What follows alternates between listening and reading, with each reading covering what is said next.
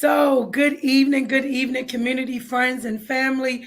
We are officially live for a final Candid Crucial Community Conversations with the candidates that are running for mayor. And I just want to give you all a few seconds to come on.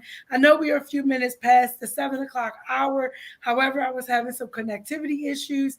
And so I see we have six people, six viewers. As you come on, say hello. Let us know that you are here with us. Let us know that you can hear us well and that you are able to see us all well. And so, as we get going in the broadcast, what we're going to do right now is we're going to give way for each candidate to take 2 minutes to give their opening remarks, introduce themselves. And at this time, we're going to actually lead with Mr. Steve Rideout. Shay, thank you for allowing us to participate in this forum. And I first wanted to apologize for not being available with the original forum that you had set up. Just other campaign plans had gotten in the way, and as a result, I wasn't able to participate. But I thank you for arranging this extra opportunity for us to talk with the community. I think that people know enough about me that I don't need to take time talking further about myself. I believe that I'm the person that ought to be elected to this position because I think I have ideas and plans and hopes for the city, and in particular the city's children, that will help the city grow and be prosperous in the years to come. Other than that, I would just look forward to hearing the questions and trying to answer them and trying to help the community know a little bit more about me and also about my vision for Cambridge. So thanks so much.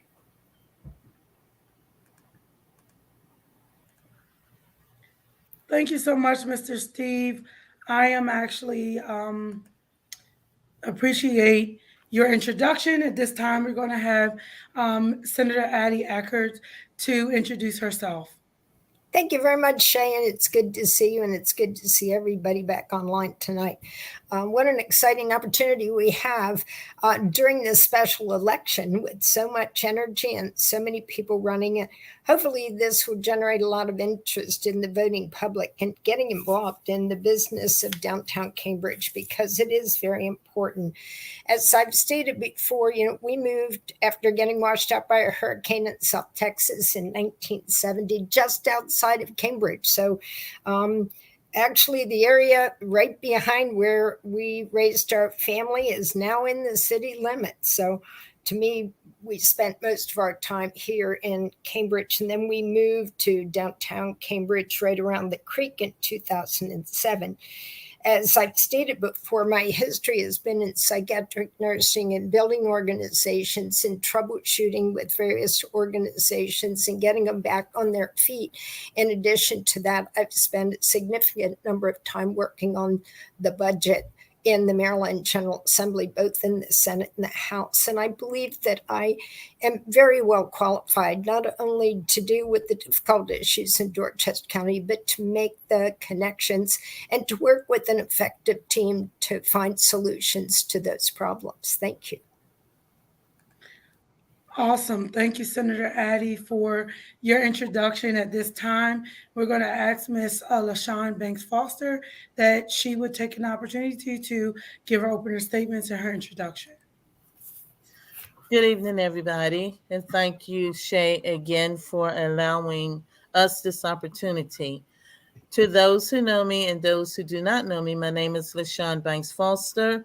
I am the daughter of Robert Banks and Guinevere Banks. I present to you with a number of degrees, starting with an AA degree in Humanities and Social Science, a bachelor's in social work, and a master's degree in social work and administration. I also graduated from the Academy of Governor Excellence. As well, I feel that I am more than qualified. I come with a lot of experience in community organization. I have 35 years of experience working with the people, for the people. I also realize that when we talk about the business downtown, I realize that there's a business district that includes Pine Street, all of Race Street. That means past Poplar Street, past Mirror Street, all the way down to Elm Street, and in fact, down to Washington Street. I realized that those are the areas that are not included.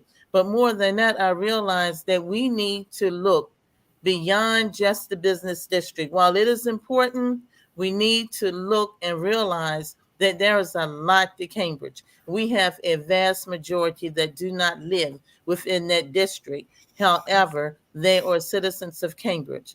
Because of my vast knowledge, my motivation, my dedication, my willingness to work for the people, I feel that I am the best qualified for this position as mayor. Thank you. Well, thank you all so much for your introductions. I see we have people coming onto the stream. Again, my apologies for a late start. We were having some technical issues. And so I want to just say to each of you, thank you all for taking the opportunity once again to come on for a final interview. Tomorrow, City of Cambridge, family, friends, and neighborhoods. Tomorrow is the city election to elect our next mayor for the remainder term of the mayor's term that Mr. Bradshaw formerly held. And so this conversation tonight is extremely important. I will say that Mr. Larime, he respectfully declined to join us tonight. Ms. Laurel, she had some other campaign things that she was going to do, which she is also planning to join us eventually if time permits. And Sonny also declined to join tonight as well. And so I just want to say thank you, Mr. Steve, LaShon, Banks Foster, and Senator Addie Eckardt for adjusting your schedules today for this particular broadcast for one final interview.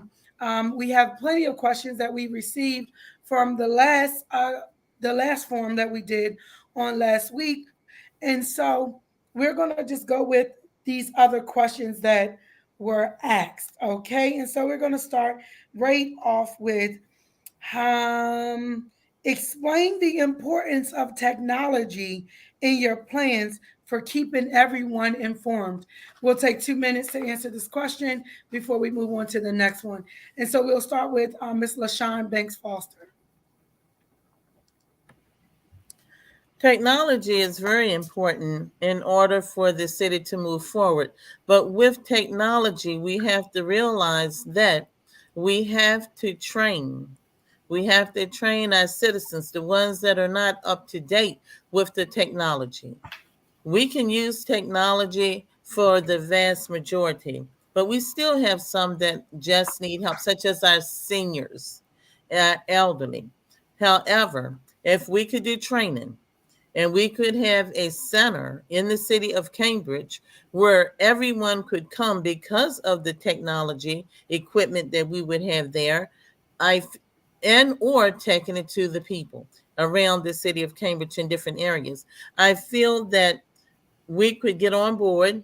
We could move to the next century because technology is the way of the future. Without it, we will be left behind as a city. Thank you. Thank you so much. At this time, I'm going to direct the question to Mr. Steve Rideout. Thanks, Shay. Well, in regard to keeping people informed, that's one of the things that I did in several ways when I was on city council before. I wrote and continue to write periodically Cambridge Matters, which reported on the city council meetings. When I went on city council, I found that the community wasn't being informed about what was happening. We didn't have many people attending the city council meetings. And so I started writing that. Well, in addition to writing it, I got it published in the Banner so that people could read it if that was their wish. I went on WACP radio and recorded every one of those reports so that it could be heard that way as well. Technology is clearly important, and the young people are very gifted in understanding that, and those of us who are past our young age are getting less so. But certainly having personal meetings about it, even though it's not, quote, technology, it's the way to communicate to people who might not otherwise have the computer or computer literacy or the ability to have that particular technology piece in order to get their information. So beyond technology, I think the mayor and quite frankly, commissioners need to do more. They need to be meeting with the members of the community in churches and community meetings that may be held. So getting out into the community to do it, because when you do it by technology, the give and take of the question and answer, while we're doing it here, it's not as personal, and sometimes you need to take time to explain things in greater detail. So for technology, I'm certainly in favor of it, but it is not the sole answer to the issue of communicating with the citizens of Cambridge. So I'll turn it back to you, Shay. Thank you so much, Mr. Steve. Senator Addie, we'll come to you. Thank you so much. Communication is essential, and I think as much as we can do online is really helpful, whether or not the meetings are live streamed, and then the various other departmental meetings within the organization of city government can also be very effective. But one of the things I would want to take a look at is to make sure, what is the capability right within city government to be connected and to be fluent, as others have said. There is a lot of information and education that is necessary to make sure everybody's on the same operating system, because there are a lot of different interfaces. But that's only one piece of it. The technology is the tool to be able to have effective communication. And as others have said, communication is critical, and each one of us learns and shares information in different ways. One of the things I was thinking about, because I also have provided an update through WHCP and through the media, the newspaper that we have, but a lot of people use very many different ways. If it were possible to set up different hubs in every one of the wards where folks could come and access the meetings and be involved, that at least brings it a little bit closer to home if you don't have that capability within your home. I know one of the things we've been working on in Annapolis is to make sure that everybody is connected, so every house would have a computer eventually, and it would be affordable, and there would be adequate bandwidth, but we're not there yet. Hopefully we will get all of government agencies connected, and that would also then be able to reach out to each individual. But I think connectivity is critical as we move forward with the business of keeping people informed with government activities and hearing from those folks themselves about their concerns. Thank you so much. And so, Senator Addie, you lead us into another question that was asked when you spoke about the hubs in the different wards. So the question came in: how can you model unity amongst council members who are passionate about their own wards? I know we kind of spoke about this in the last interview, but this is more specific, not just for council members, but also members of the community that are very passionate about their particular ward or their area. How would you, as if elected as mayor, how would you model unity amongst not only the council members, but also community members that are passionate about their particular wards individually? And so we'll start with you, Senator Addie. Thank you so much. And that's interesting because that's a question that was very prominent when I knocked on doors over the weekend. I had a number of people expressing that they did not believe they were adequately represented. And then I walked in another district where the actual neighborhood was split into 2 different wards. So I think it is important that we let everybody know how important each unique neighborhood, even the neighborhoods within the wards, are. And one of the ways to do that, I believe, is to set an overarching, bigger picture and set the goals in a bigger way. But it's important that that vision is communicated and that each neighborhood sees their part in that process, and have sub priorities within those wards. And then it's like brainstorming. If you know what the uniqueness is about each one of the wards, then you can bring that together to be able to determine priorities for the whole city of Cambridge, because so many of the wards just blend right into each other, and they're parts of one street, half the streets in one ward, half streets in the other ward. So I think it's important that we communicate the importance that everybody has within the community, so that that is very loud and clear.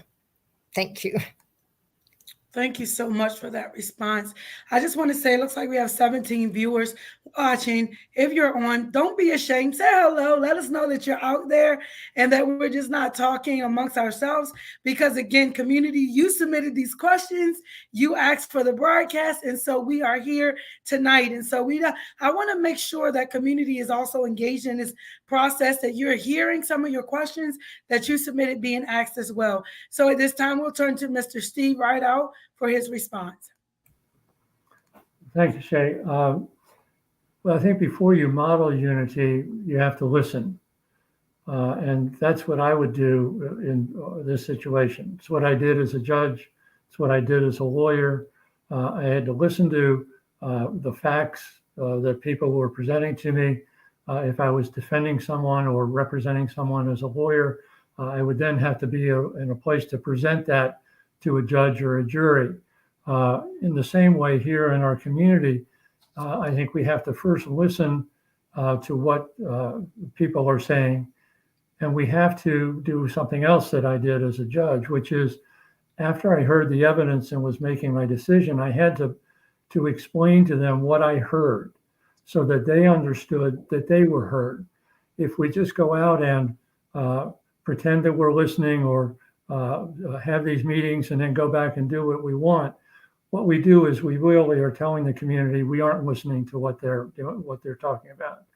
And with regard to unity, we are a varied people, all ages, all sizes, shapes, and we need to understand that each of us is entitled to our own opinion about certain things, and we as the representative of the people, in particular as the mayor, my view is that I would come back with those issues that were of concern that the council was going to be deciding, and I lay out what the positions were.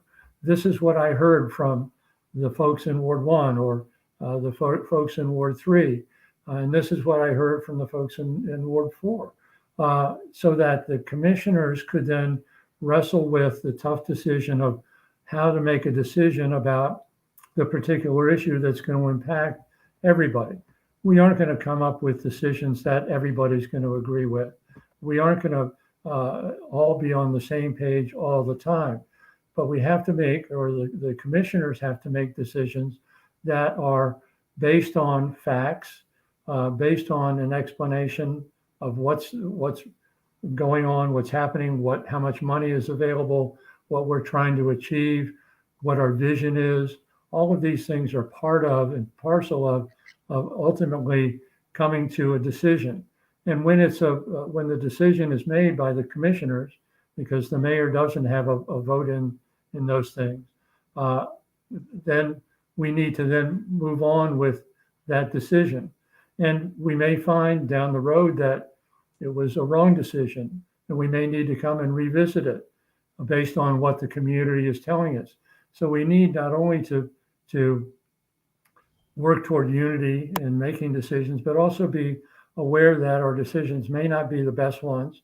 And we need to adjust as time and circumstances and information comes to us.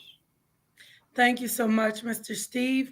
At this time, we'll turn to Ms. LaShon Banks Foster.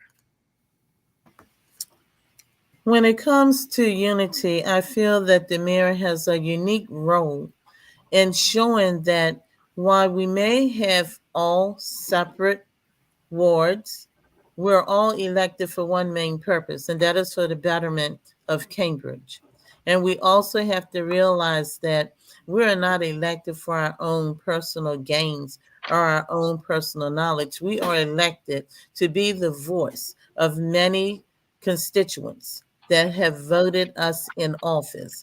When we realize that not only do we respect each other, we respect the right that we all have a difference of opinion in some cases, but we know that at the end of the road, we all want to go to the same place, and that is to improve Cambridge, make it livable for all. I've said this before, from birth to the grave, from 8 to 80, from 0 to 100, whatever. We're all one people living here in the city of Cambridge. The wards have unique differences, and the wards have unique needs. But there are also some needs that are same throughout the city, no matter where you're standing, such as activities for children. We respect the right that we know that whatever we do for children, we won't be doing it for elderly. So we know that when we say activities, we have to bring activities in for all ages. And we respect that right, that there are some differences, but at the end, we all want the same. Everybody wants to live in a safe place, no matter what ward you live in. As Ms. Eckardt stated, if you walk from one side of the street to the other side of the street on Willow Street, you're in two different wards. But guess what? The needs are the same on that street. So we as commissioners and mayor have to realize that we're not there to fight each other. We are there to brainstorm. And there's a difference between fighting and brainstorming. Brainstorming means you're going to have different opinions. You're going to have different ideas. But at the end, you're going to come together with the citizens of Cambridge and present a plan that is unique to our entire city, for our entire city. Thank you. Thank you so much. I do want to say hello to Gary Gordy, who's tuned in. He actually commented. Miss Donna Newcomb, she says, thanks for providing this forum. Hopefully election day we'll see a better turnout than the numbers attending these forums. This is our town, folks. We need to show up. Good evening, Miss Jackson, who's also tuned in. To Miss Donna's point, I also want to say, just a caveat. When it comes down to this particular forum, we call this Candid Crucial Community Conversations. And the page on Facebook is titled United4CStrong because of the Candid Crucial Community Conversations. When we have conversations, especially interviews like this one, all of the previous forums we've done where we've interviewed the candidates running for our local government office, it's important to have a candid conversation to really understand the individual, because a lot of times we have seen and we've heard people in community talk politics over people, but it really should be people over politics. So understanding the person that we are electing in office is critical to the overall development and well-being of our community. But we often talk about the lack of cohesiveness in government. We have to address the lack of cohesiveness in our community as constituents as well, right? We can talk about what's wrong with our government, but we also have to understand that as community members, while everyone has said, each one of these candidates have said, we need to understand the unique differences, but we also have to be very honest where we are. The same thing we want from our government, we have to be honest as community as well. It looks like Mr. Greg Meekins is tuned in. Thank you so much, Mr. Meekins, for tuning in. I just had to pause for the calls to add that in there because we have to be realistic with our expectations of our future mayor, of our commissioners, of our county council as well if we're not showing up. And so that personally brings me to the question that when we talk local government, right, we don't see much turnout, as Ms. Donna stated, at the polls as we do for our presidential election, right? The presidential election, how important would you say as a candidate running for mayor that the local government elections are? And so we'll start this question with Ms. LaShon Banks Foster. It's 100% important. Your local government, your municipal government ties into your county government or feeds from your county government with our ideas together because we are inside of Dorchester County. We're also inside of the state of Maryland. So whatever we do, it's feeding off of, and we need to be a part of the state of Maryland. And the state of Maryland is within the United States, and that brings us to the federal government. When we have our municipal elections, it is vital. Our charter is a set of laws. Those laws are set by our federal and state government that we operate on. Everything ties into one. You have to have your municipal government.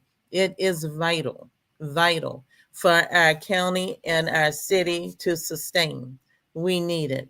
It is just as important on the municipal level as it is on the state level and the federal level. There is no other way to explain it, but this is vital, it's crucial. And if you give a number from 1 to 100, this is 100 plus because it starts here. Charity starts at home. Thank you so much, Ms. LaShon. Mr. Steve, at this time, we'll turn to you. Well, certainly local governments are very important, and getting how we do that is to get the people in the community to feel as though they are included in what's happening. If they feel separated, removed, not important, then they give up. And you can see that in what has happened, certainly when I first went on city council, in the few people that came to city council meetings. But when there were issues that were important to me, that I felt were important to the community, what I did was I sent out information saying, folks, we got something coming up on the docket that's really important to the community. And it's important for you to be there to express your opinion as to what you want, for or against, why not, so that the commissioners who are going to be voting on it have a sense of that in the context of how our city is going to move forward. And when I did that, people showed up. We see now, I know with my work on the Dorchester Citizens for Better Government, trying to change, get signatures to change the status of the charter for the county, that we've gotten a number of people involved in that and are eager to see us make change. We have a long way still to go in order to get enough signatures, but I saw people from the most liberal to the most conservative. Everybody wants to be involved. And that's what we need to do here in order to make local elections more with more people voting. Thank you so much, Mr. Steve. Senator Addie Eckardt. You're muted. Sorry about that. I think we can pull together all the other questions that you've asked this evening, Shay, to talk about how we engage the community, whether it's in the internet, and the importance of listening and communication and engagement. To me, is what it's all about. And one of the ways that I've lost my train of thought, I am sorry. So the question is, what would you say to community as it pertains to the importance of a local election? Because we see a huge turnout presidential election, local elections, we don't see the same. What would you say in terms of what's the importance of a local Yeah, election? well, frontline, I think local government is absolutely the best because it's closest to the people.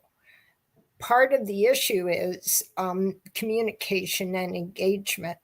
There's a lot of information about state government, about federal government, 24/7 on the TV and on the internet. You can get whatever. We probably don't have that degree of coverage locally. But one of the ways that we can do that is being highly visible in the community through the ways we had talked about before, through the internet, through WHCP. We're blessed to have that radio station, and then our newspapers. But I think overall, it is how you bring folks into the fold, if you will.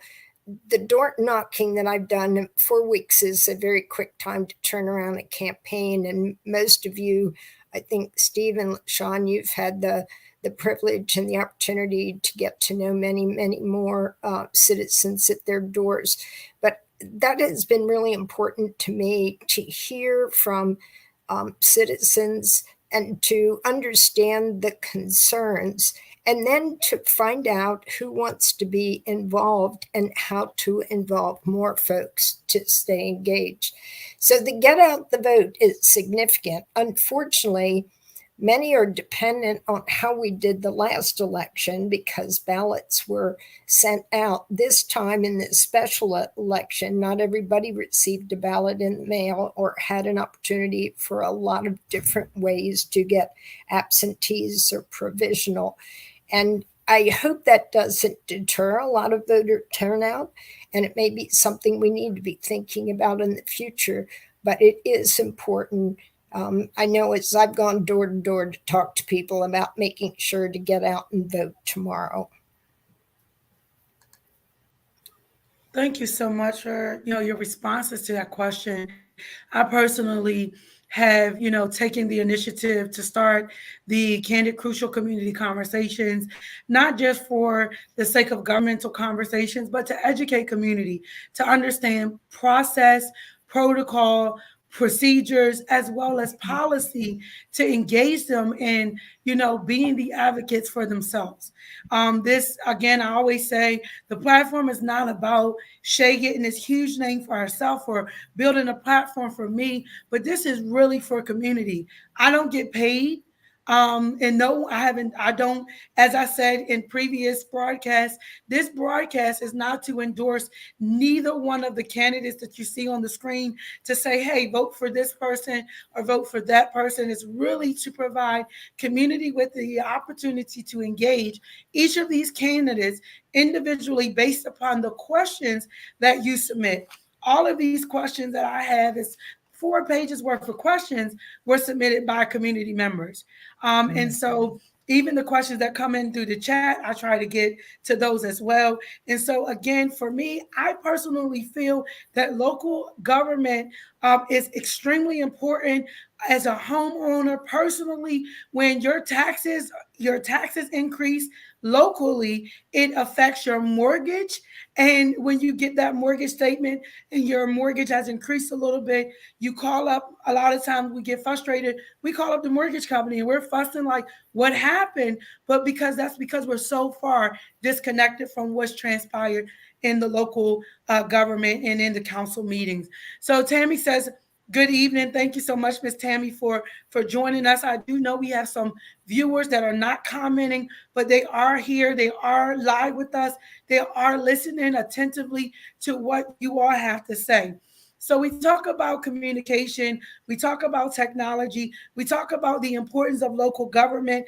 Now we get into the question. There was a question that came in specifically about education, right? We talked about the radio station, the local radio station here that we're so fortunate to have. But when we talk about education, the younger generation, as well as how many of you spoke on the older generation who are disconnected from technology, we're now talking about education. The question is, what initiatives are needed to improve student performance in Cambridge.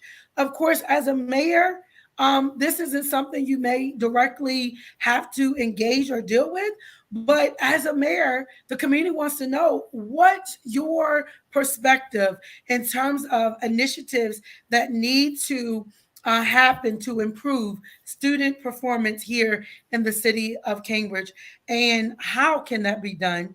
And if elected as mayor, would you support them? And so at this question, we'll actually start with Mr. Steve Rideout. Thank you, Shay.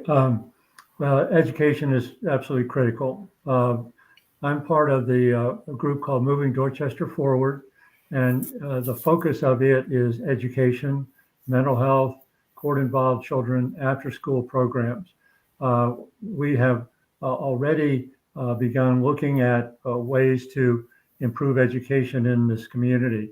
The John Wyatt Foundation, John and Janice Wyatt Foundation, is a significant financial support for early childhood education here, getting children to read on grade level by the third grade.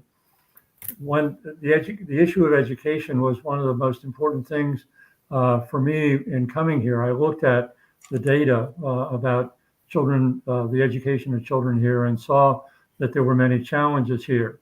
When I came here, I brought a program that we had developed over 20 years ago in Alexandria called the Alexandria Tutoring Consortium, which is a faith-based group of adults reading with children in Virginia. It was in kindergarten, but to get them on grade level by the end of the second grade. And we had great success with that. The program is still going. The Moving Dorchester Forward initiative is looking at other ways that we can help improve education.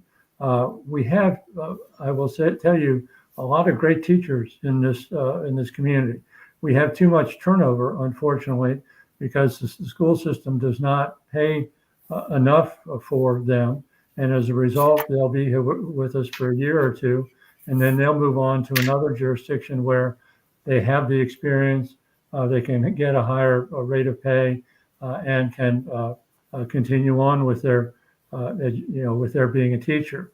One of the things that I'd like to see us do here is to support the long-term teachers by taking some of the housing that may be here and turning it around so that a teacher can then get a house if they stay 10 years or whatever, so that it's an extra incentive for them, but a critical area for us.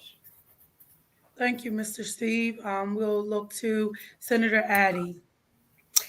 Thank you very much. And I think it's really important from the city's perspective, even though the county budget funds education and the education standards come back down through the State Board of Ed, I think it's important that the city stay connected with the local Board of Ed, whether it's a report on some kind of a regular basis or have an ambassador to be able to tracking with what's going on. But groups such as Steve has initiated and stayed engaged in is absolutely critical.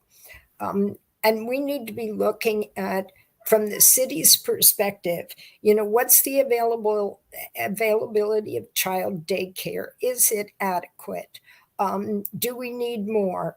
What about the child tax credits? Are people taking advantage of that to make sure that there's adequate opportunity for all of our families? And then in addition to that, because we do have sometimes a lack of structure in some of the communities, that are there adequate preschool programs, after school programs, and wraparound services to be able to meet the needs of, again, every child. There is a lot of those opportunities is being funded down through the blueprint, down through the state level. and we do qualify for a number of those special programs, even the community schools program and the early preschool education. So those are all important initiatives. But as the mayor and council, I think we need to be very cognizant of what's available, what's not available, and how do we move forward to support our system and maintain the communication. Thank you so much, Senator Addie. Ms. LaShon Banks Foster. Education. Education is one that I have talked about previously. We, as the city of Cambridge, have to do a lot more. We cannot sit here and say, let's be aware of it, let's follow it. We got to roll up our sleeves and be a part of it. Every child that lives in the city of Cambridge that comes out of Dorchester County schools comes back to our community, our city where we live. There is a lack of education. Children are graduating, not being able to read, not being able to comprehend.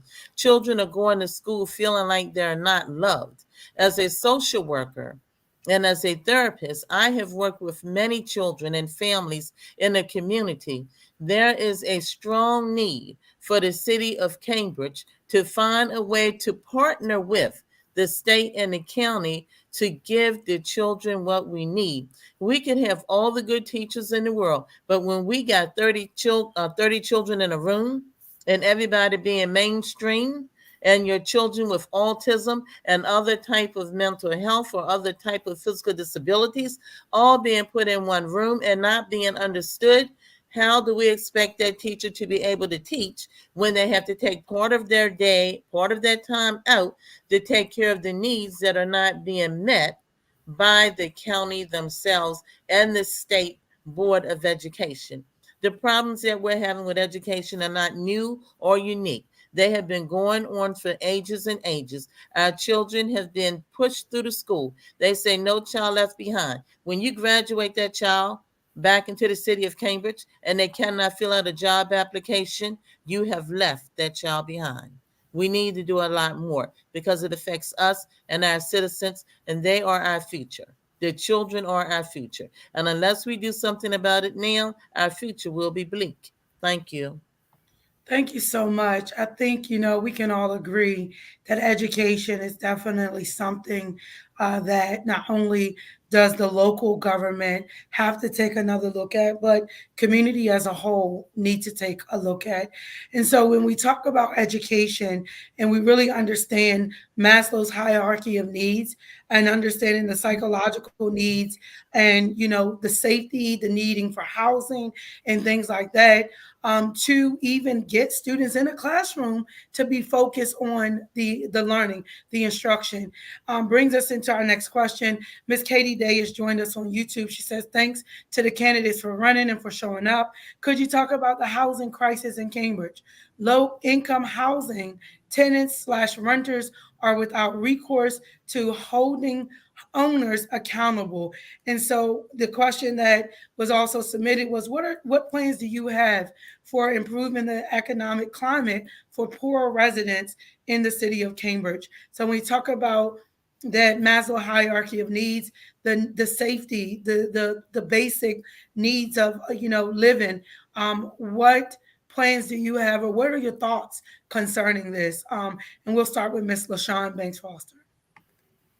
From an economic standpoint, we need to, and I know they're looking at it, rehire our position for an economic director so that we can have someone looking into those current issues. When we also look at housing, we have a housing director. We have lots of problems with housing throughout the entire city of Cambridge. There is a mass amount of houses being built right here in the city of Cambridge. The problem is the local wages didn't go up enough for all residents that would love to own a home to be able to pay $2,000 plus a month. Habitat does not build enough houses at one time, even though they do a good job. I'm not knocking Habitat. I love them. But we would need 10 to 15 more programs like Habitat just to keep up with our needs. Building one or two houses at a time is a slow process. I thank them for what they do. Then we have our elderly people on fixed income. They cannot afford to fix their houses up. So you give them penalties, and what does the penalty do? It does not help the homeowner. The homeowner does not know if you're on fixed income, a lot of times, what's out there. If we had a true housing department that would take this information out to the public, even if I said put it on water bills, sometimes not everybody can read to understand what's going on. If we have identified that house number 1, 2, 3 on any one street needs a lot of repairs, why not knock on that door and find out what we can do, what program we can direct that person to? And if you said we don't have enough employees, there's internships throughout this Salisbury University, any other college. We can pull together a team to address those needs, and then we can quickly look at our landlords. Not everybody in the city of Cambridge will be able to own a home. We're always going to have renters, no matter how you look at it. We have some good landlords, we have some struggling landlords, and we have some landlords that act like, and I said act like because we don't know, that they really don't care. But what we do know is that the people living in those houses do care and that they need some help. I feel like that we need to have an incentive program instead of penalizing every landlord. Be fair. And if we see a landlord that is trying to make a difference, why can't we find an incentive program and some funding to help so that that person living at 1, 2, 3 any one lane is not going to continue to live in this home that is impoverished and poor and does not meet the basic needs, but that person cannot go anywhere because they cannot afford anything else, and they certainly don't want to live in a shelter. So our housing problem is a big issue in the city of Cambridge, and it is one, if elected mayor, that I will be tackling through the state, through the federal government, any means necessary to bring a change and to bring help to our citizens here. Thank you. Thank you so much, Mr. Steve.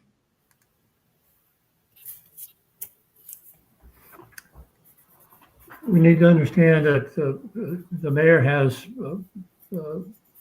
some ability to raise these issues. Ultimately, it's the city council that is going to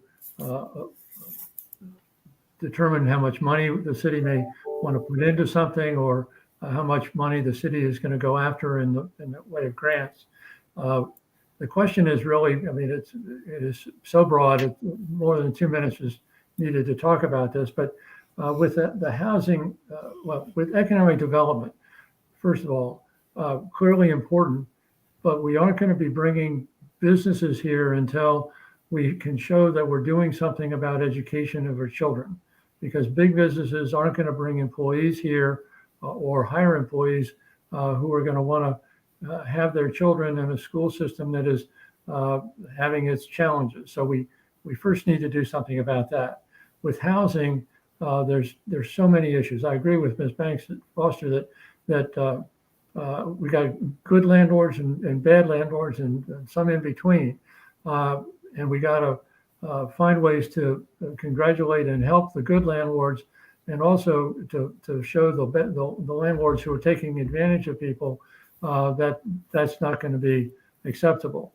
One of the things that we have failed to do consistently is to adequately develop legislation for this issue, and in particular with regard to the LLCs that own these properties, and our inability at this juncture to do internal review of these properties, but also then having enough staff to go around and check on the properties, so that the good landlords are going to be rewarded by not having sanctions, not having increased costs to the city for taxes on their property because they're being dilapidated. Excuse me.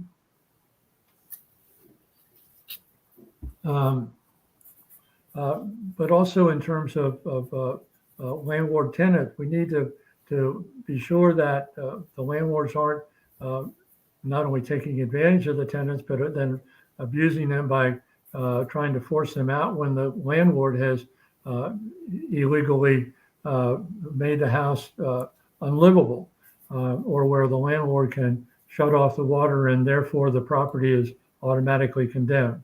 There's so many issues here that uh, the mayor can bring to the attention of the community, and we can look to start how to change. But it's a long road because we have really neglected this area for a long time. And finally, I will say the one person that we have here that knows this housing issue better than anyone else is Yvette Robinson. And what we need to do is to get her on staff full time so that she can help us to really start making some changes here. Thank you so much. Senator Addie. Thanks so much. It is a very complex issue, and it's one that I think we need to take the what is it, the 1969 study that has been circulated. Take a look at that, match that up with the recent housing study that was done by the Beacon School of Business out of Salisbury, and then identify what the real needs are. And we've named a number of those today. We've talked about the importance of having a well-staffed housing authority or department, however that evolves, maybe even working in conjunction with the county on that. But then we need code enforcement and need more code enforcement that we already have. And then we need to figure out a way that while we are tackling the issue of affordable housing and maintaining livable conditions, that we're not at risk because right now there are other people who are losing their homes. I've heard it from every day that I've knocked on doors. I've had phone calls from individuals whose landlord has increased the rent or wants to sell the property. And all of this is we're going to have another tsunami here shortly if we don't address that as well. So I think it's a matter of working with the council to develop a reasonable plan that's realistic and deliberate, and it's going to have to be small steps at a time so that we really can see progress and not just more of the same. I think we've made a lot. We've come further than we had before because we have dealt with a lot of the vacant and abandoned properties, but we need now to be able to take all of the laws that have passed, and there have been new ones over the past couple of years, to bring them down to make sure everybody's up to speed on those and be able to go ahead and implement and then make adjustments or amendments to those as we begin to implement, whether it's the land banks or the MRAM, the tax sale, how we do that to renovate properties a little bit quicker than we're doing right now. Thank you so much to each of you for your response to that question. Like you all said, I think it's definitely multifaceted. This is not an issue that just became an issue yesterday. It's an ongoing issue that we definitely need to continue to have conversation around. But more importantly, understanding what resources are available for homeowners that have fell into situations and are at risk of losing their homes because of the pandemic and them not having the ability to work, or individuals that are renting their homes and they're in those crisis situations where the landlord has raised the rent significantly. And so definitely we want to, some kind of way, we definitely have to figure out as a community, as a collective body, how do we come together to share these resources in one place that everyone can access. I really like what Mr. LaShon Banks Foster said in terms of putting some information on the water bill. It may be too much to put on the water bill, but maybe a link or something to access the resources. I think that is definitely a good idea. But then you also run the risk of those that are renters, that they don't see that water bill, right? And so again, the communication issue is there's no one solution that's going to fix it for everyone. So we run into the question of, different things was mentioned as far as, this being the job of the city commissioners, and this understanding the different functionalities of local government as a mayor, the city commissioners, the city manager, and how it all comes together. So, with the election being tomorrow, you have a lot of community members that may feel like, I don't need to go vote because the mayor doesn't have a vote. I love what was spoken in previous forums. The mayor doesn't have a vote, but the mayor has a voice. I absolutely love that.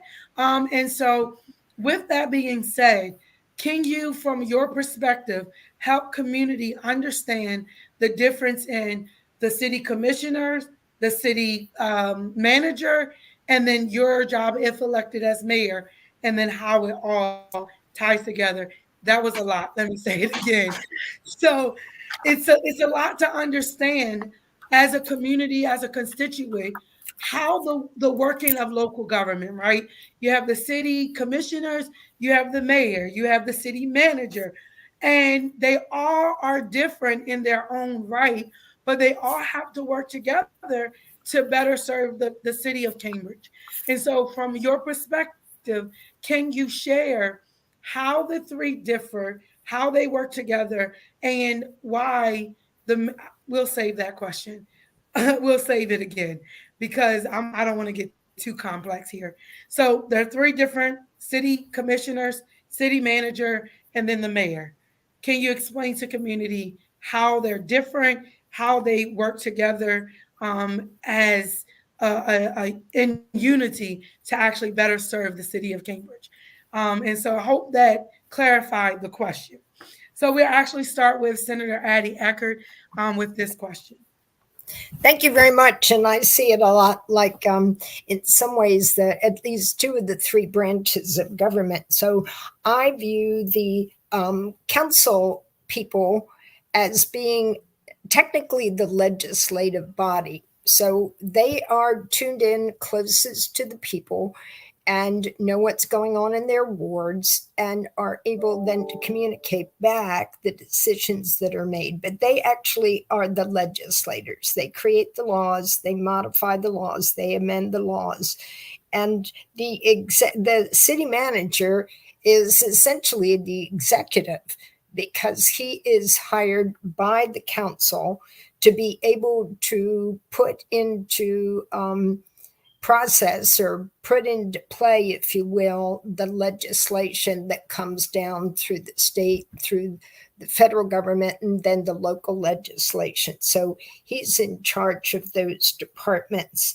The mayor is the voice of the people, but also can be the voice along with the council and with the manager in understanding and translating not only some of the unique aspects of both of those groups, but then it's able also to bring ideas from maybe outside of the city government, from various other organizations or governmental bodies. And it's all three need to work together and have that conversation. As you talked a lot about, Shay, you really need to work and get to know the people to know what's important to each and every one, but you also need to keep those roles pretty clear and communicate it, I think, clearly to the citizens and how they work together. I think they can be very effective. In other places I've seen real clashes depending on the form of government that's been determined. But I think this is a good one where you do have the mayor who ultimately may wind up being a mediator or a referee or a coach, or probably has the opportunity to be pretty versatile in the roles that they play, depending on those relationships that are built and the respect that's earned through working together. Thank you so much, Senator Addie. Mr. Steve Rideout. Say, the city manager form of government was something that we struggled with from 2012 to 2015 as a community group that did all the research to try to see which would be the best form of government in order to make Cambridge improve and grow and be more prosperous. It was passed in 2015 where the role of the mayor was changed from being basically the chief administrator or executive to having the city manager do that role, as Addie was talking about. The city manager is a professional. He or she has been trained and has had years of experience in working in all of the different facets of government, city government. And we have today an excellent city manager that our current city council has found, and we have him on board. When he arrived, within 6 weeks, he prepared the best budget that I have seen in the 12 years that I've been here. It was fabulous. It had vision in it, everything else. City council makes decisions about resolutions, ordinances, that the laws that need to be passed in order to have a basis for implementing change or maintaining the quality of government.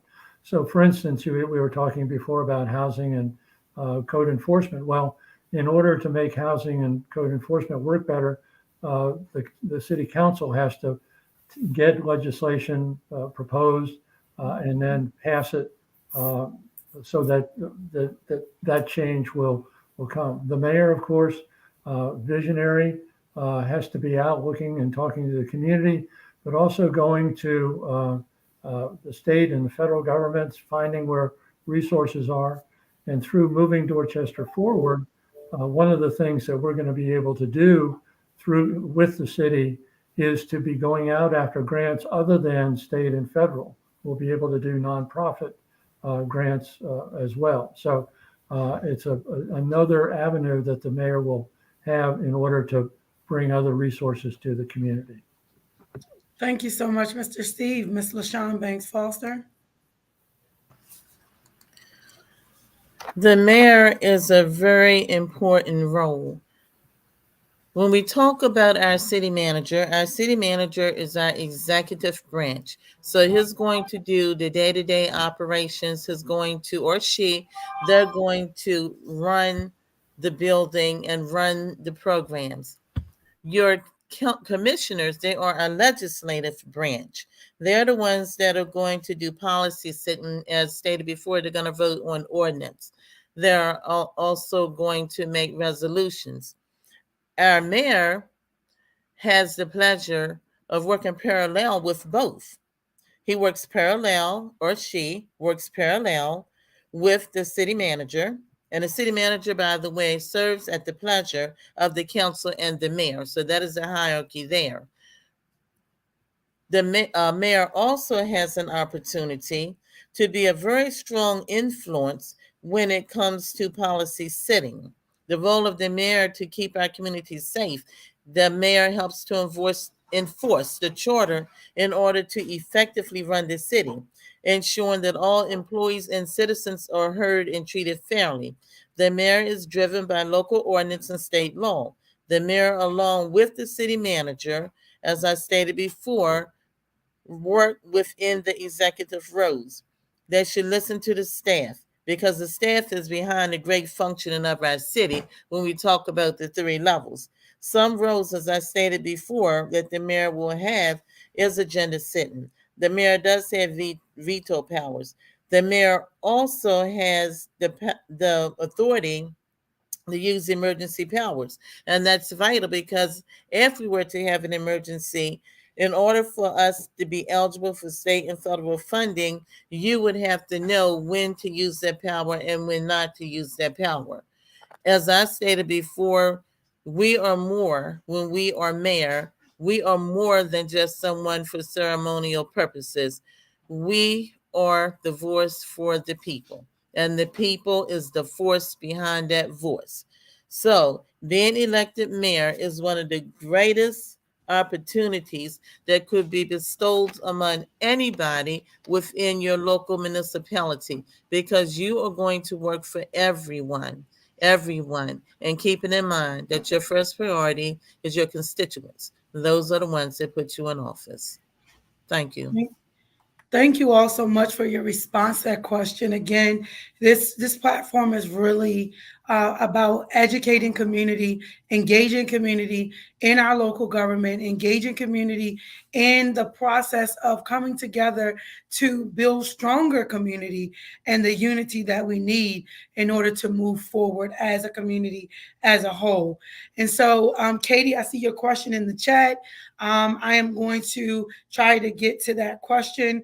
However, this question was submitted. I will say this, that there are a lot of community members that may not show up in the physical building for county council meetings, no, for city council meetings, but they are watching the live stream. Their ears are to, their ears are to the street. Their ears are to those in leadership. And so this question, it is pretty lengthy, but it reads, Cambridge was awarded a large amount of ARPA funds. The city council voted to give our nonprofits the opportunity to apply for some of these ARPA funds. The city plans to allocate close to $1 million to these groups based on their applications. Currently, there is a committee who will review each application and make those funding decisions. Once this money has been awarded, do you support any type of follow-up with each nonprofit to ensure proper use of the funds?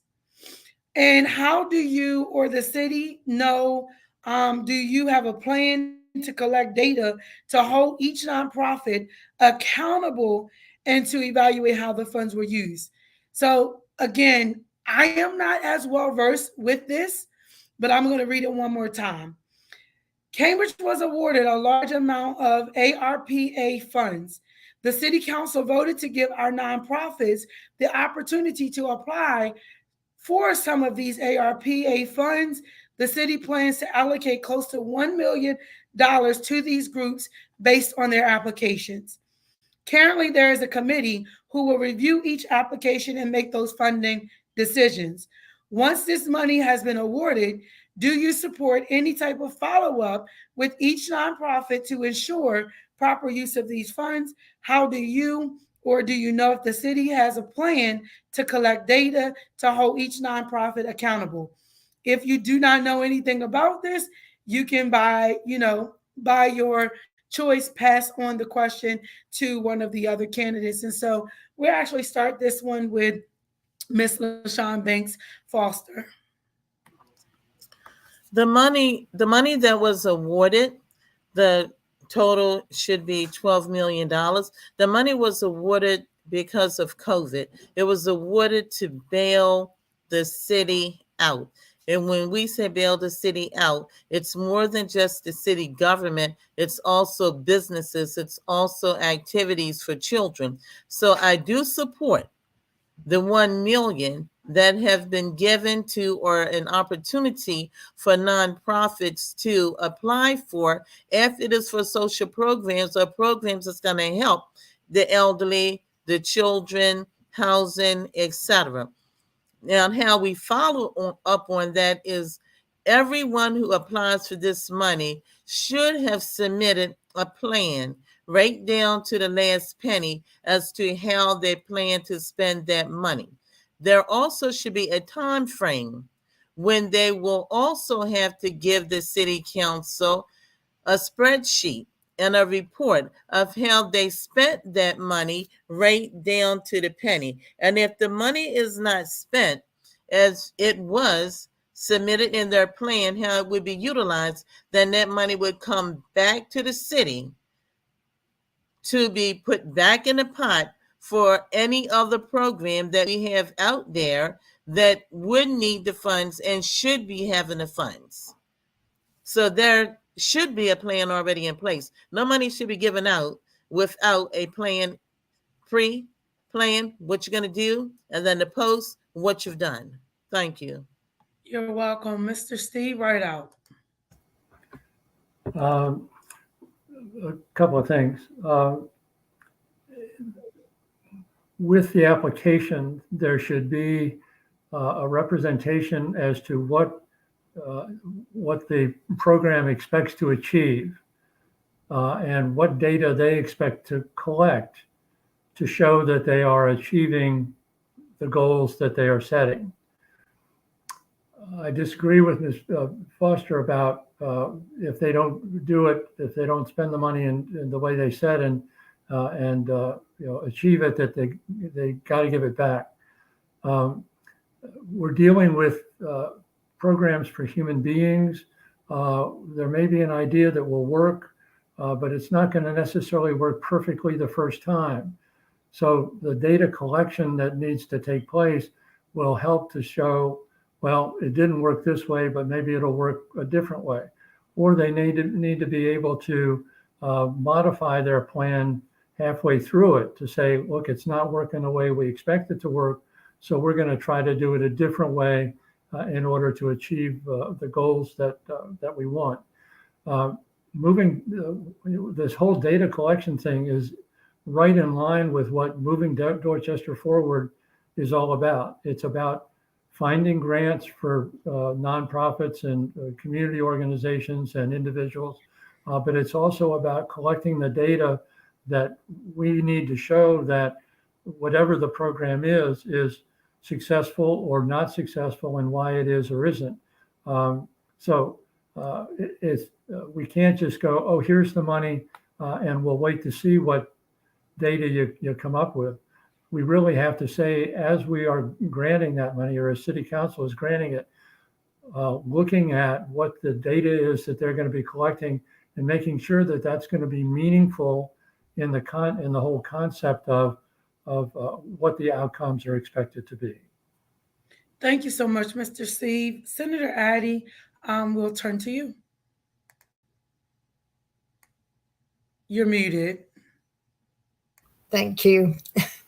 As everybody said, when the funds were awarded, hopefully there were criteria established to plan what the clear expectations of what each proposal needed to include, and then what I call touch points or places along the way of the implementation of the grant so that we can get the information that's needed to see that they are on target to reach their goal.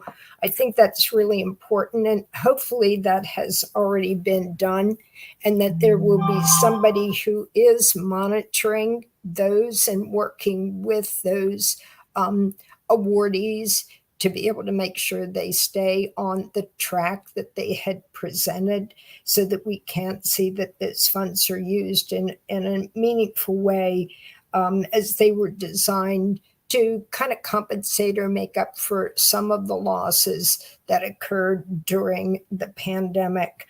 So it's really important, again, when funds come in, it is the responsibility of the agency, whichever one it is, to be able to establish that template, if you will, or that plan with those expectations, and then targets along the way to make sure that they are achieving those goals so that we know that the money is well spent, because it is taxpayers' money. Wherever it's coming from, the money that we are getting is taxpayers' dollars, and we want to be good stewards of those funds. And many times those funds can be used to leverage other initiatives and other funds so that we're making an investment in our community organizations so that they can continue to either provide services or promote business in their own mission and goals for their organization. Thank you all. Shay, can I Sure. make one statement, please? Since Sure. my name was called.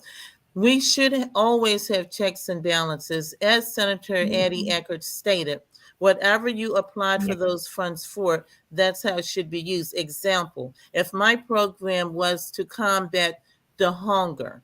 And when children get out of school, I have an after school program, and I'm going to feed the children, because we know that some children don't eat adequately at home. Parents could be working or whatever. But instead, my program decides to go out here and buy a bunch of bicycles or buy a bunch of game systems for my center so that they could play Pac-Man or whatever. We have used the funds inappropriately, and we are not meeting the goals that we set out for. And if you find that you're not utilizing the money because you didn't have the number of children coming in and the money is just sitting there, there are many other programs out here and many other children, many other elderly, many other people, those could utilize those funds. So we do need checks and balances. You need checks and balances. Thank you so much. So we are actually coming to a close for tonight's broadcast. I do want to say, Mr. Gordy, I do see your comments where you're just agreeing with some of the statements that were made in during the interview from the candidates. My pastor, Pastor Mia Jackson, she's tuned in watching tonight. Miss Katie does have a question. This is one of the last two questions. And so her question is, the level of violence in Cambridge has been rising. What is your plan for addressing this? And so we'll actually start this question with Mr. Steve Rideout. Thank you. Two things. One of the first is that moving Dorchester forward is already starting in that process. We have hired as a consultant Joy Moore to begin helping to address family engagement with parents and children in regard to education, and hiring individuals to go out to work in the community with the community to try to address those issues and to begin to develop trust between the community and government and agencies and whatnot. Next, with regard to the issue of crime, an idea that I have had and have already spoken with the incoming acting chief about would be to hire, since we can't find enough police officers now immediately, to hire citizens, 5-6 citizens on a full-time basis, maybe to work with the police department or work separately in a separate city agency, to be community engagement people, to work with the community, to help find resources, to support them in what they're trying to do with the education of their children or problems in their particular neighborhood. Those people can be a resource by being trained to know what services social services provides, health department provides, et cetera, so that we can then get that to the people. I also would like to, just one final thing is, I have someone who I think would be a great community relations person who could be an advocate for people who have been victims of crime and have had to go to court so that they can be supported in that effort. So 3 different things that I think needs and can be done. Thank you so much, Mr. Steve. Senator Addie, you're muted. That's another multifaceted question. But first of all, I think we already have a lot of organizations out in the community, probably in each of our wards, to be able to make sure that there is adequate outreach there and build and support those not-for-profits or other organizations. I think it's important that we take a look through our local management board and our infants and children program to make sure that we have adequate preschool, early childhood, infant and toddler care, because that's where we're forming good brains. And so it's important that we have adequate care from infants on up to preschool and support those organizations that meet those needs. I would also take a look at the budget and see how we've made an investment with our police and first responders all across the board, because They are many times the ones who are confronted if somebody's having a psychiatric emergency or a family crisis. I know I was working on a piece of legislation at state level that hopefully will be able to move forward in spite of the election, that would embed a behavioral health advanced directive in CRIS, which is the information system, so that whoever would come upon that kind of crisis could look up and see what medication was effective or what interventions would work, so that we could interrupt some of the other responses that happen when there's not adequate information on the scene to be able to address those crises. The state has also been implementing a new behavioral health crisis system, so that will be as available as well. And again, I think it's Cambridge is us. We are Cambridge. And it's all of us together working in our various wards and our various neighborhoods and with each other to promote trust and build the strength of our existing organizations. As Steve said, they've worked very diligently to address this through the programs he's been involved in. And as we bring all of those groups together, it's a community initiative, and we need everybody's hands on deck to be able to make sure we have a safe community for people to live, work, and play and grow. Thank you so much, Senator Addie. Ms. LaShon Banks Foster. We first have to recognize that while we have a great police force, it needs improvement. It needs improvement in terms of size. 52 is considered a full police force, and we don't have 52 police officers working right today because we don't have 52 hired. But that was a full police force back in 2008. We're now in 2022. We need more than 52 police officers on the street. We have 5 officers at a time that are on the road. The rest is administration until they cross over shifts. We also have to have every single police officer with the mindset of community policing. The police have to gain the trust of the community. The community will gain the trust of the police, but the police are the professionals here, and they should take the first step. There is a lack of trust between certain segments in our population and the police officers. There's a mindset that not everyone cares what happens in certain segments of our population. That has to change. The police officers feel, some of them, that they're not being paid enough. They need more money. They have to work 2 jobs to make ends meet. They're not there 100%. They should not have to work 2 jobs to make ends meet. We should be fully supporting our police officers and at the same time fully supporting our community. The community and the police department, we need to bring them together. We had a citizens academy at the police department during the last council.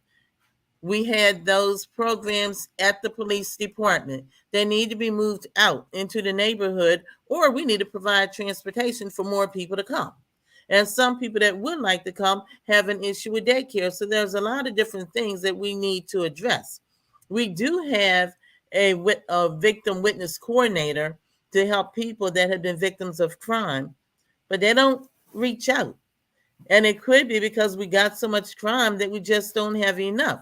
And that's with the state office. So does the city need to piggyback and work with the state of maybe appointing a victim witness coordinator? And I've used the word Salisbury State many times. Salisbury State is looking for internships all over. At one point, the police department had a position to hire a social worker. Having LCSW-C social worker there could help bring on more internships, that when some people are brought in, we could kind of take a look at the mental health. do a mental health status exam, find out what's going on and where we can refer that person to. When we take a look at the problems with our police, when we take a look at the crime in our community, we take a look at the homelessness, we have a lot of improvement to do because we are failing big time in that area. But if we want to start with public safety, increase your police department, increase the amount of money they're being paid, and make sure that every police officer is doing community policing because that's where it starts. Thank you all so much again for an amazing interview. I appreciate the respect that you've offered through this platform with one another. I appreciate the community that reached out time and time again and said, Shay, we want you to host the interview forums. And so I just appreciate you all for entrusting me to provide this service to community, to be the voice, to facilitate this discussion.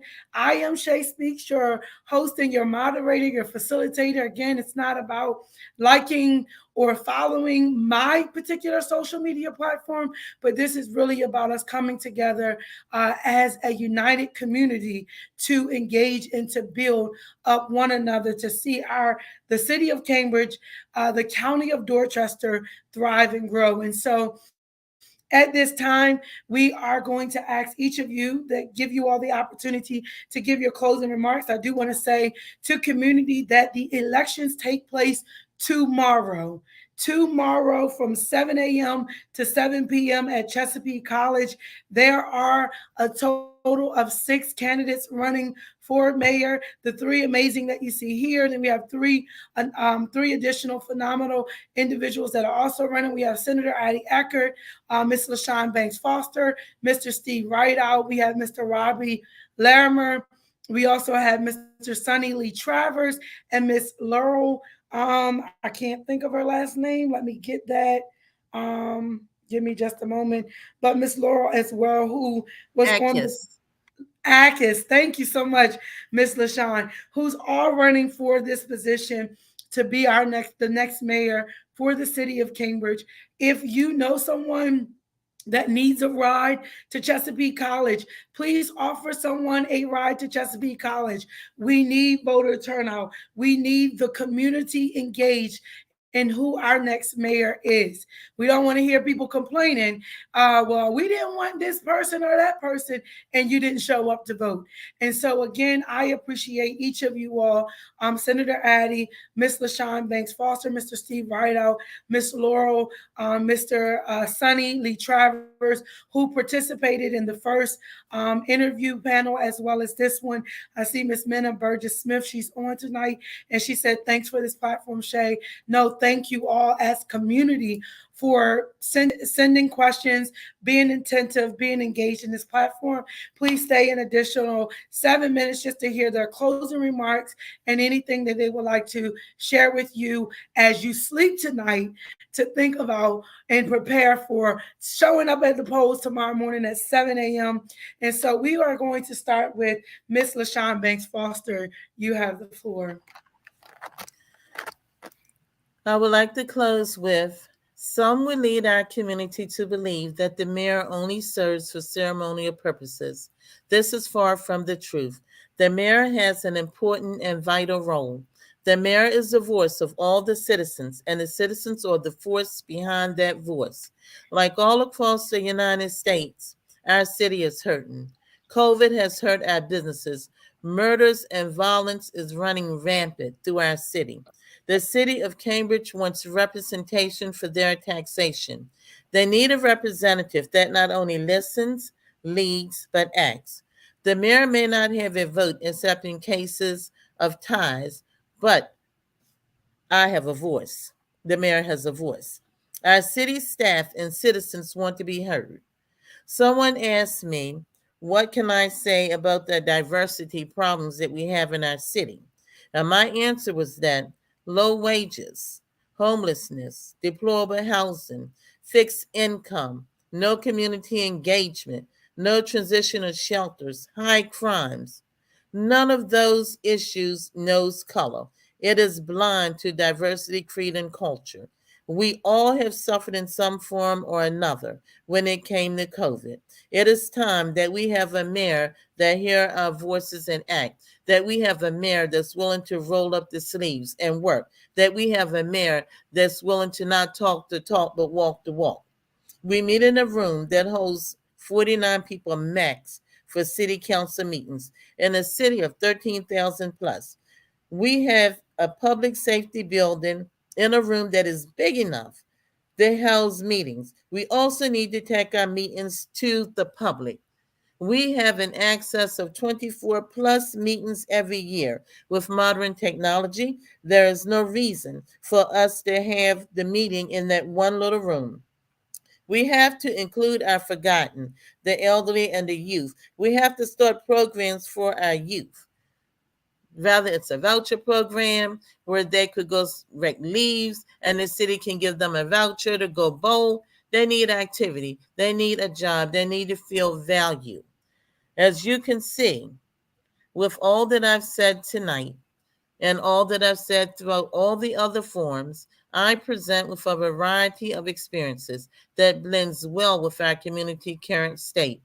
Being a servant in our community is one of the highest honors ever bestowed to me, and I would like to continue that service as your next mayor. God bless, and please come out and vote tomorrow. Thank you, everyone, for tuning in. Thank you so much.